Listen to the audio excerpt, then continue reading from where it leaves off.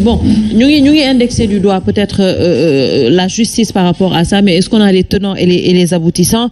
ñëpp yàkkamti nañu affaire yi leer. Est-ce que concrètement Clédor yaakaar nga ne que on ira vers un procès? Absolument. Yaakaar naa ko. Je commence juste par dire à madame que j'ai compris madame Fall que j'ai compris l'allusion malveillante, mais pour la clarté du débat man du ma ci attardé wu parce que je suis pas un homme de tabou moi te dinaa aborder l'aspect judiciaire de façon à vous faire profiter de mon expérience en matière de dossier à connotation politique. ci wolof. Donc am naa yaakaar ni procès dana am parce que ñaari parties réclamé nañ ko. ba noppi situation nationale bi daf ko réclamer donc procès Adji Sarr bokkul ak procès 14 morts yi parce que amagul sax enquête. amul dossier. donc loolu lu ñuy solliciter la ñu bañ ko boole benn buum. Pourquoi ma njort ni dafa war a am parce que c'est un dossier qui doit être vidé de toute façon. Oui. Dossier bu amee une connotation politique duñ ko piloter de la même façon qu'un dossier ordinaire. loolu même bu ñu ko bindul fenn ça crève les yeux. L'exécutif en parlant de séparation de pouvoir moom mooy battre le rythme de la justice moom mooy accélérer mooy ralentir. Le cas Khalifa Sall en une année toutes les étapes de la procédure ont été épuisées. Affaire Khalifa Sall. C'était très rapide d'ailleurs. Très rapide. Il y a des affaires yoo xam ne ba léegi kenn jugé wu ko. Donc le président de la République lui-même a dit que procureur bu yoree dossier kan lay woo ñu ko le ministre de la justice kan lay woo le président de la République donc moom nee na am na ay dossiers yoo xam ne. moo ci teg loxoom. non pas que moo ci teg loxoom bu naree indi yenn coow yi moom moo ciy teg loxo.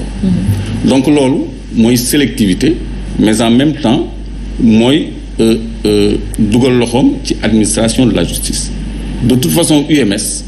defoon nañu benn mémorandum sous forme d'un livre pour joytu immixtion de l'exécutif dans l'administration de la justice ba ñu naan président waratu présider conseil supérieur de la magistrature et cetera.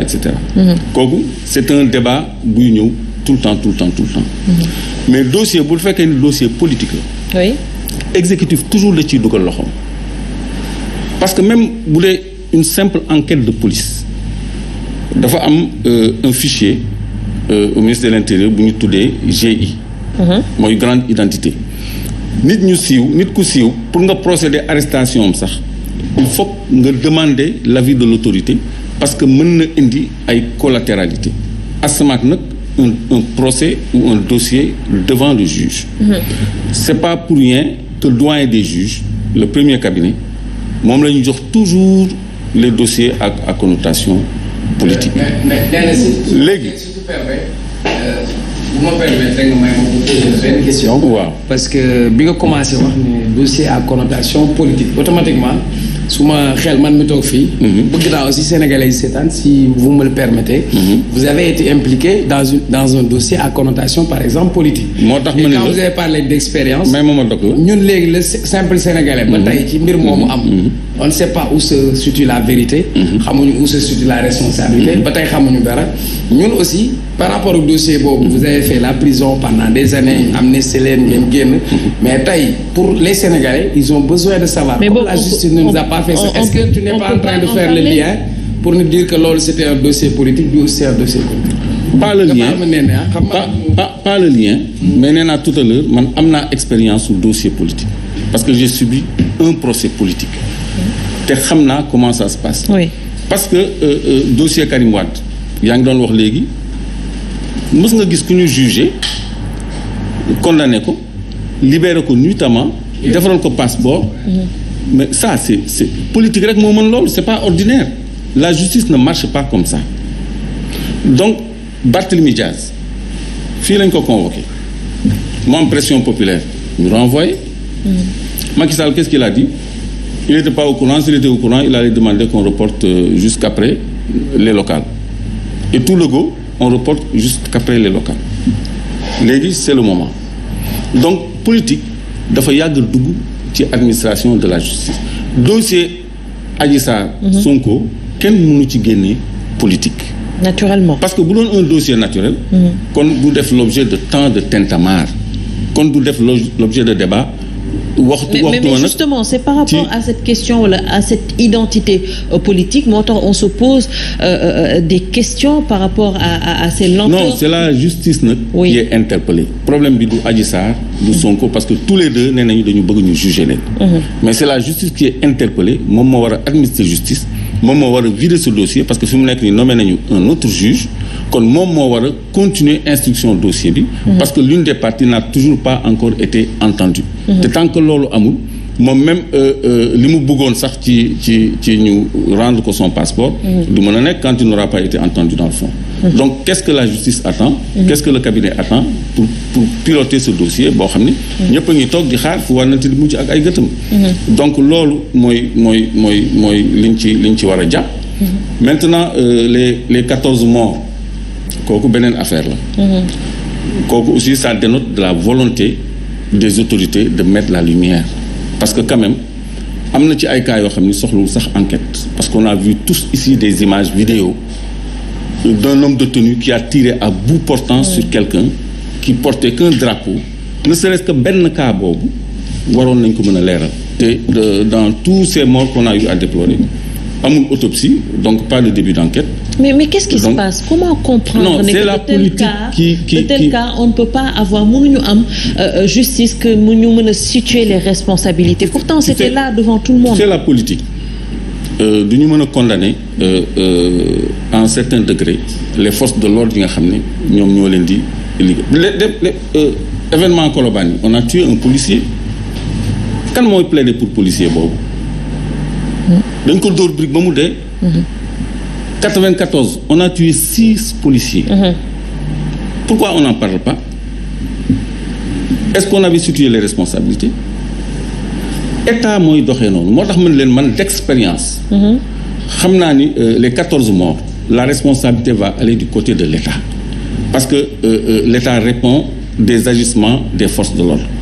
Même bu waree nekk le censeur mooy celui qui prend des sanctions quand il y a bavure. Tu ne peux pas parfois scier la branche sur laquelle tu es assise.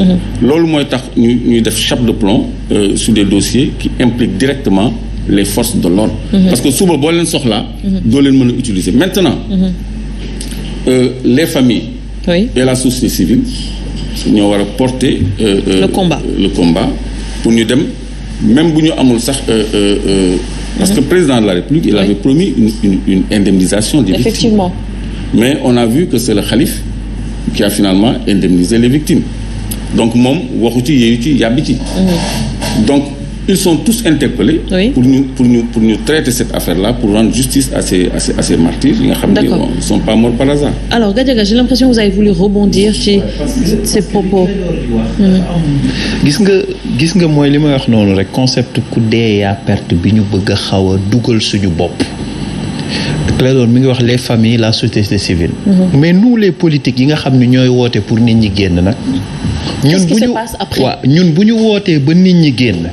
Après ñun bu amee ay mort mais day amaale suñu biir Mamadou Diop mais dafa bokkoon ci parti yaakaar naa bokkul ci parti mais dama gis ñu bari ay républicains moment boobu APR doon la wax même proximité ak moom mais en tout cas y a même des gens du man événement wu 2011 yi mënoon naa ci dee comme sama ay morom su ci ku ci nekk ci ñun bu fekkoon ci yow la dal mais boobu sa njaboot dina bëgg pour que lii mu leer gis nga man nene mais moo tax est-ce que la responsabilité n'est pas waaw kañ moo tax nene man bëgguma ñu nekk consommateur kese gis nga l'affaire Sonko Adji Sarr dama gëm ni ñoom ñaar ñëpp nee nañ dañu bëgg procès te procès il faut mu am xamul sax gis nga ku suivre tey même ni Clédor waxee nga xam ni dafa rax politique li muy wax maa ci bëgguma ci xuus mais procès Khalifa Sall man dama nekkoon témoin dama bokkoon ñi jàkkaarloog juge Lamotte di témoigner pour Khalifa Sall di ko wax ni ku kii bu fekkee sàcc na man sàcc laa parce que budget bi ba ñuy voté rubrique dépenses diverses ak nangam nii ak nii la demee di dem di wuyu ji kon kenn gënumaa xam rythme bi ñu ko defee ak ni ñu ko defee ak nañ ñu doon entendre dama ni procès bi gis nga procès bi bu laalee politique nii surtout année bi ñu jëmaat année bi ñuy jëm nii 2023 année préélectorale effectivement kon procès buy am il faut mu am ci at mii parce que année bi ñu jëm bu dee tàng moo nar a gën a tàng mooy li ma la wax problème kenn du ko déplacer dañ koy résoudre mais dama ni la Ousmane Sonko du yor parteem yor ay communicant am yor ligne bu muy communiquer Adji Sarr yor ay journal yor ay avocat am di am ay médias yu am doole yu muy mën a waxe mais ñi amul kàllaama laa wax ku leen waxal parce que même la presse dama seetlu ni ne dañ leen di tombeloo tuuti ci piège bi presse bi ni muy defee titre à la une ni procès Adji Sarr Ousmane Sonko bi ba léegi leerul kañ lay am noonu la presse bi waroon a defee titre ni ñi génn àdduna ba léegi nii amul benn début d'enquête bu ci am. Oui, mais non, ça également, Gadiaga, la presse en a parlé, wax nañ ci waxaat ci. Mais et les acteurs politiques dans tout ça. moo tax man par exemple tey en tant que ban acteur politique ngay gis. moo tax man tey en tant que acteur politique que dañoo war a faire la lumière sur cette affaire. moo tax sànq man en tant que acteur politique boo ma waxee sànq ba léegi ma wax la procès bi dafa war a am c'est une citoyenne sénégalaise bu jiiñ un citoyen sénégalais procès war a am ma leeral ko mais à chaque fois damay wax la première priorité des priorités c'est bakkan bu rot te dafa am li tax ma fay bëgg di fa taxaw dafa am fu ñu jaar ba jàll fii histoire taarix pour jàng la dañ ni la stade Demba Diop 8 bakkan moo dee même société bi mi ngi am ba léegi ay marché dañ ni la Boffa Bayotte ba léegi ñun amuñu ci lu leer dañu ni ba léegi Fodé Ndiaye je l'ai dit ak Mamadou Diop ñu doon ay jeunes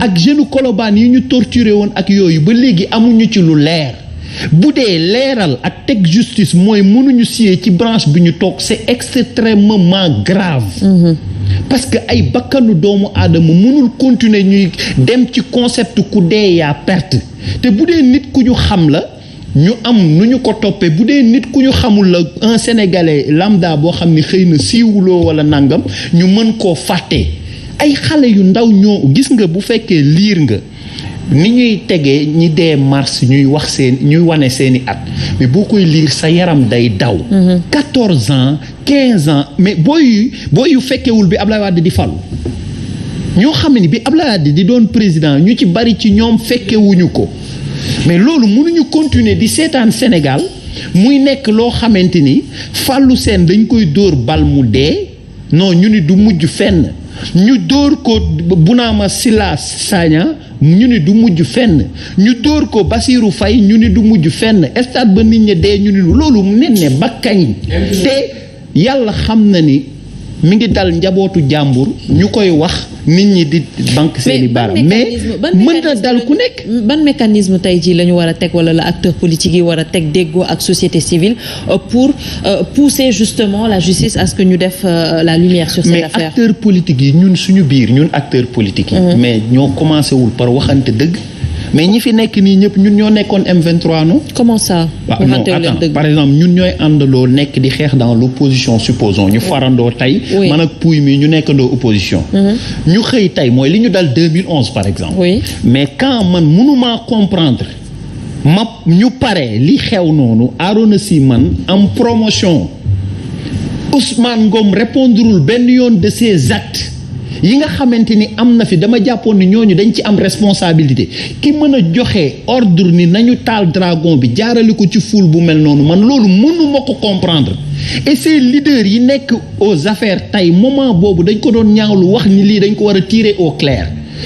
mais quel est le rapport ak ñàkk waxante dëgg bi nekk non quand je dis ñàkk waxante dëgg mooy bu ñu demee tey ba ñooñu di exercer même personne yi nga doon gis ñuy dénigrer ay faits di wax dafa leer mais nit ñooñu ñoo dootul ko wax loolu laa ni mooy ñàkk waxante dëgg et bu fekkee loolu c'est une forme de protection boo xam ne dañ koy def parce que tey egsi nga pouvoir mais ça c'est grave parce que gis nga la police et la gendarmerie aussi du dañoo ñëw rek ñu teg leen ni dafa am ay forces de l'ordre dafa am nu muy doxalee dafa am nu mu war a doxee dafa war a am ay lu leen régir du ay mort dafay am nii rek ñu xëy ni mort yi am na nañ ko passer perte et profit man dama gëm ni fépp nu ñu densité ak communication luñ ko yokk ci ni procès dafa war a am